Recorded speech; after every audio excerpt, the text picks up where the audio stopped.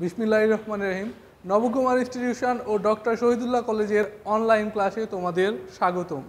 আজ আমি অ্যাকাউন্টিংয়ের ক্লাস নেব। অ্যাকাউন্টিংয়ের অনলাইন ক্লাস। আজকের টপিক হচ্ছে ক্যাশ ফ্লো স্টেটমেন্ট, যার বাংলা হচ্ছে নগদ প্রবাহ বিবরণী। ক্যাশ ফ্লো স্টেটমেন্ট করা হয় ইন্টারন্যাশনাল অ্যাকাউন্টিং স্ট্যান্ডার্ড 7 অনুসারে। IAS ইন্টারন্যাশনাল অ্যাকাউন্টিং স্ট্যান্ডার্ড এর 7 নম্বর ধারা অনুসারে ক্যাশ ফ্লো স্টেটমেন্ট করা হয়। এখন আমরা দেখব ক্যাশ ফ্লো স্টেটমেন্টে কিভাবে করা হয়, কি কি ক্যালকুলেশন করতে হয়। ক্যাশ ফ্লো স্টেটমেন্টের প্রথম ওয়ার্ডটা হচ্ছে ক্যাশ, যার বাংলা হচ্ছে নগদ। এটা থেকে আমরা সচরাচর ধারণা করতে পারি যে এইখানে যে লেনদেনগুলো লিপিবদ্ধ করা হবে সবগুলা হচ্ছে নগদ লেনদেন। ক্যাশ ফ্লো স্টেটমেন্টে শুধুমাত্র নগদ লেনদেনগুলো লিপিবদ্ধ করা হয়, এর বাইরে কিছু লিপিবদ্ধ করা হয় না। এখন ক্যাশ ফ্লো স্টেটমেন্ট করতে গেলে আমাদের ক্যাশ ফ্লো স্টেটমেন্টে IAS 7 অনুসারে 3টি ধাপে ভাগ করা হয়। ক্যাশ ফ্লো স্টেটমেন্টের 3টি ধাপ। প্রথম ধাপ হচ্ছে অপারেটিং,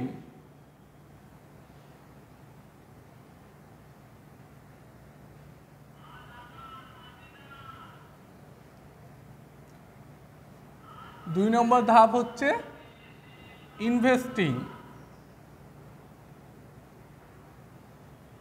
3 নম্বর ধাপ হচ্ছে ফাইন্যান্সিং।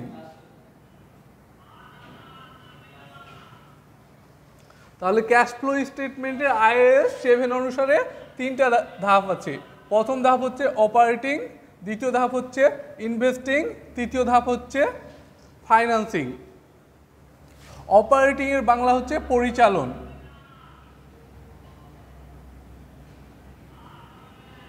তাহলে অপারেটিং অ্যাক্টিভিটিস এটা হচ্ছে পরিচালন কার্যক্রম। ইনভেস্টিং অ্যাক্টিভিটিস এটা হচ্ছে বিনিয়োগ।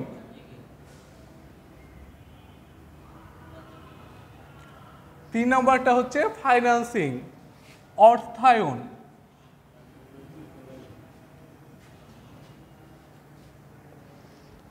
তাহলে ক্যাশ ফ্লো স্টেটমেন্টের 3টা ধাপ: অপারেটিং অ্যাক্টিভিটিস পরিচালন কার্যক্রম, ইনভেস্টিং অ্যাক্টিভিটিস বিনিয়োগ কার্যক্রম, ফাইন্যান্সিং অ্যাক্টিভিটিস অর্থায়ন কার্যক্রম। এখন আমরা যে অঙ্কটা করব, তাহলে আমরা এখন ধাপ 3টা দেখলাম। এখন ধাপ 3টা ধাপে কিভাবে আমরা লেনদেনগুলো লিপিবদ্ধ করব সেটা এখন দেখব। আর সবার প্রথমে দেখব অপারেটিং। অপারেটিং এর আন্ডারে কি কি লেনদেনগুলো হিসাবভুক্ত করতে হবে। অপারেটিং আন্ডারে হিসাবভুক্ত হবে 3 ধরনের লেনদেন অপারেটিং বা পরিচালন কার্যক্রমের আন্ডারে লিপিবদ্ধ করা হবে। 1 নম্বর হচ্ছে চলতি সম্পত্তি,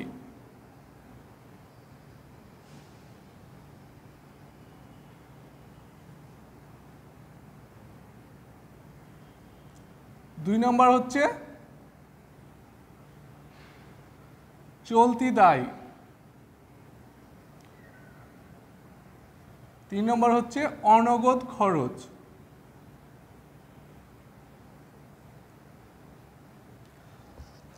আমরা সচরাচর একটা জিনিস দেখতে পাবো, ক্যাশ ফ্লো স্টেটমেন্টে সব কিছু সব সময় 3 ধরনের। ক্যাশ ফ্লো স্টেটমেন্টে সব কিছু সব সময় 3 ধরনের। তো ক্যাশ ফ্লো স্টেটমেন্টে প্রথমে আমরা ধাপ কয়টা ছিল? 3টা ধাপের পর প্রথম ধাপটা ছিল অপারেটিং অ্যাক্টিভিটিস বা পরিচালন কার্যক্রম, যার আন্ডারে 3 ধরনের লেনদেন লিপিবদ্ধ করা হয়: চলতি সম্পত্তি, চলতি দায়, অনগদ খরচ।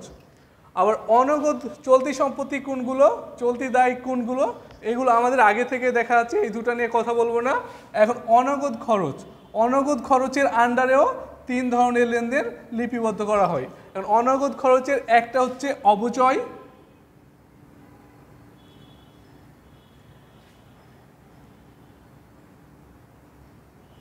দুই নম্বরটা হচ্ছে অবলোপন,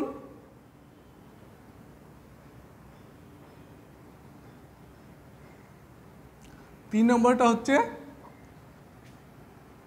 স্থায়ী সম্পত্তি বিক্রয়জনিত ক্ষতি।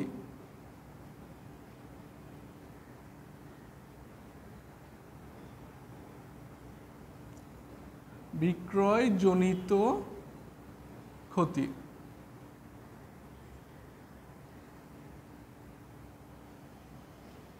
অপচয়, অবলোপন, স্থায়ী সম্পত্তি, বিক্রয়জনিত ক্ষতি।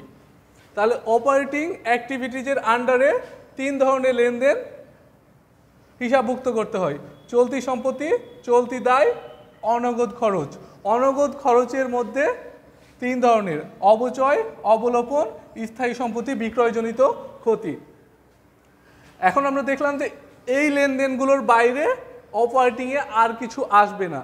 এখন এই লেনদেনগুলো কিভাবে যোগ হবে বা কিভাবে বিয়োগ হবে এটা আমরা দেখব। চলতি সম্পত্তি।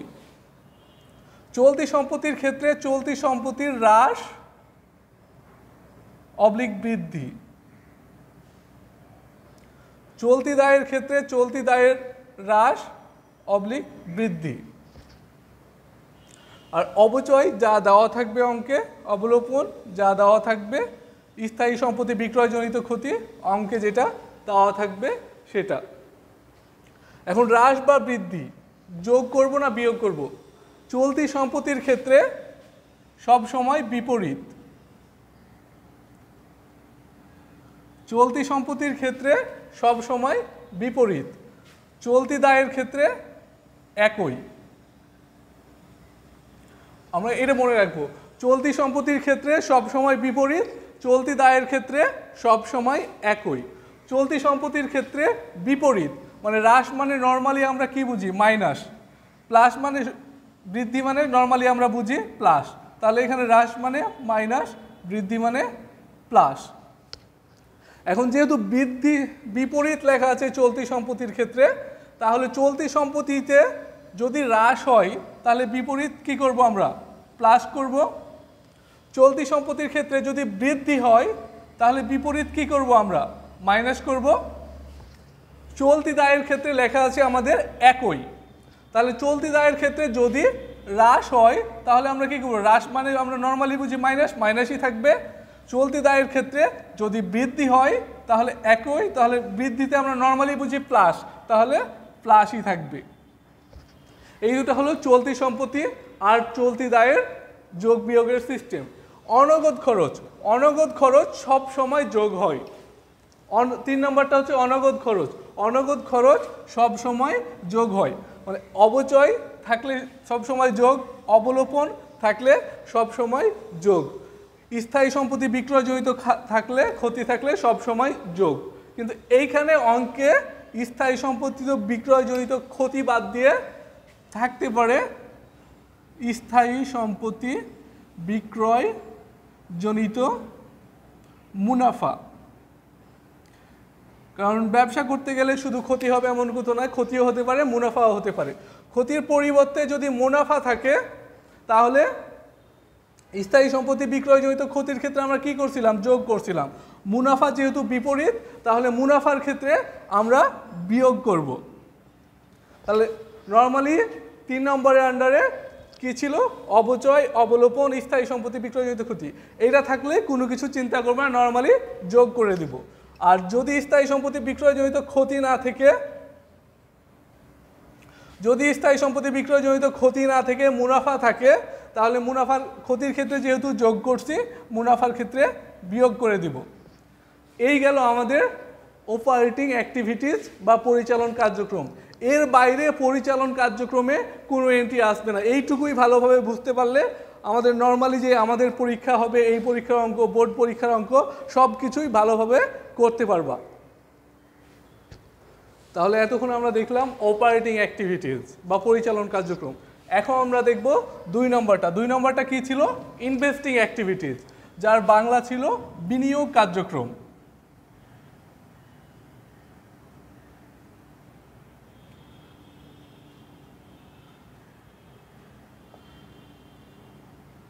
ইনভেস্টিং অ্যাক্টিভিটিস যার বাংলা বিনিয়োগ কার্যক্রম। এখন বিনিয়োগ কার্যক্রম বলতে আমরা নর্মালি কি বুঝি? বিনিয়োগ কার্যক্রম হচ্ছে নিজের জমানো টাকা নিজের কাছে না রেখে বাইরের কোনো সোর্সে রাখা, যেটা থেকে আমরা নির্দিষ্ট সময় পর পর মুনাফা পাবো এই আশায় রাখি। তার মানে দাঁড়ালো কি? মুনাফা লাভের উদ্দেশ্যে নিজের টাকা বাইরের কোথাও রাখা হচ্ছে বিনিয়োগ কার্যক্রম বা ইনভেস্টিং অ্যাক্টিভিটিস। কিন্তু বিনিয়োগ কার্যক্রমের এই ডেফিনিশন দ্বারা আমরা কিছুই বুঝবো না যে এখানে কি কি লিপিবদ্ধ করতে হবে। বিনিয়োগ কার্যক্রমে কি কি লিপিবদ্ধ করতে হবে এর জন্য আমরা লিখব বিনিয়োগ কার্যক্রমে সচরাচর স্থায়ী সম্পত্তি রিলেটেড যে লেনদেনগুলো থাকে সেগুলো বিনিয়োগ কার্যক্রমে যাবে। বিনিয়োগ কার্যক্রমে স্থায়ী সম্পত্তি,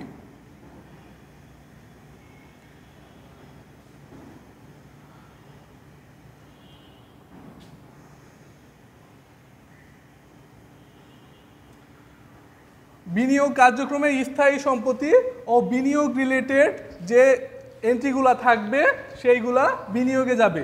বিনিয়োগ রিলেটেড মানে সরাসরি বিনিয়োগ লেখা থাকবে, অথবা আমরা পড়ে বুঝবো যে এটা বিনিয়োগ। কিভাবে বুঝবো? যে আমার টাকা বাইরে রাখছি মুনাফা লাভের উদ্দেশ্যে। আর স্থায়ী সম্পত্তি আমরা ভালো করে চিনি, স্থায়ী সম্পত্তির ক্রয় বিক্রয়গুলো এখানে লিপিবদ্ধ করতে হবে। তারপর হচ্ছে 3 নম্বরটা হচ্ছে ফাইন্যান্সিং অ্যাক্টিভিটিজ, এর বাংলা হচ্ছে অর্থায়ন বা অর্থ সংস্থান কার্যক্রম। ওটা আমি লিখলাম না। নর্মালি ফাইন্যান্স আমরা 9-10-এ সবাই পড়ে এসেছি। ফাইন্যান্সে কি করতে হয়? ফাইন্যান্সের কাজটা হচ্ছে আমি ব্যবসা পরিচালনা করব। ব্যবসা পরিচালনা করার জন্য আমার মূলধন দরকার। মূলধন যখন দরকার হবে বাইরের মার্কেট প্লেস থেকে মূলধন কালেক্ট করব। এই মূলধন কালেক্ট করাটাকেই ফাইন্যান্স বলে মূলত। সেটা আমরা ঋণ নিয়ে কালেক্ট করতে পারি। পরবর্তীতে আমার কোম্পানি যখন ভালো হবে তখন স্টক এক্সচেঞ্জে আমার কোম্পানি লিস্টেড করার পরে আমি শেয়ার বিক্রি করার মাধ্যমে কালেক্ট করতে পারি।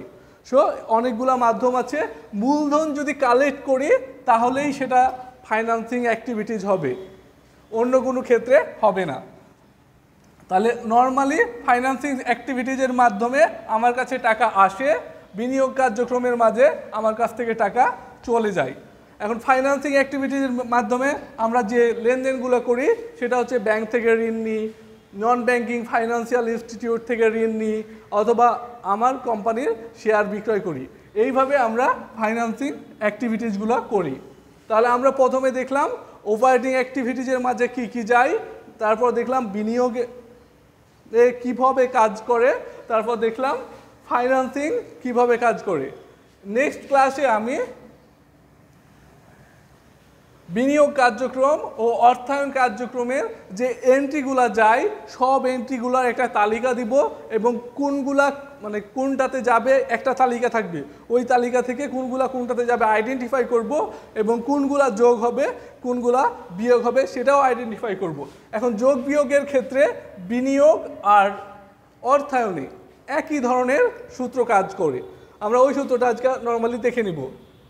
বিনিয়োগ আর অর্থায়নের ক্ষেত্রে যে সূত্রটা কাজ করে সেটা হচ্ছে আমার কাছে যদি টাকা আসে